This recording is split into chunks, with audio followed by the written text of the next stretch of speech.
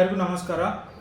ದಿನಾಂಕ 23 ಸೆಪ್ಟೆಂಬರ್ ಅಂದು ಸಂಜೆ 6 ಗಂಟೆಯಿಂದ ಸುಮಾರು 2-3 ತಾಸುಗಳಿಗೆ ಸತತವಾಗಿ ಭಾರೀ ಮಳೆ ವಿಜಯಪುರ ಜಿಲ್ಲೆಯಲ್ಲಿ ಹಾಗೂ ವಿಜಯಪುರ ನಗರದಲ್ಲಿ ಸುರಿದಿದೆ.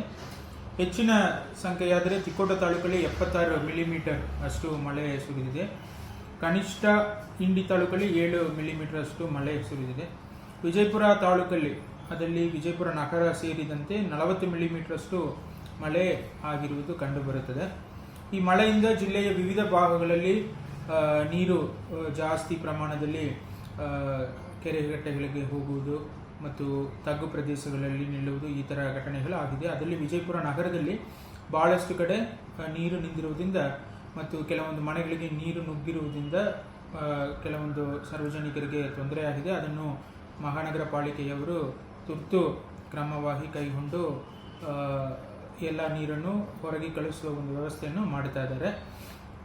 ಮನೆಗಳನ್ನು ನೋಡಿದರೆ ಮನೆ ಹಾನಿ ನಮ್ಮ ಜಿಲ್ಲೆಯಲ್ಲಿ ಸುಮಾರು 57 ಮನೆಗಳು ಭಾಗಸ ಹಾನಿಯಾಗಿದೆ. ಸಂಪೂರ್ಣ ಹಾನಿಯಾಗಿರುವ ಮನೆಗಳು ಯಾವುದಿಲ್ಲ.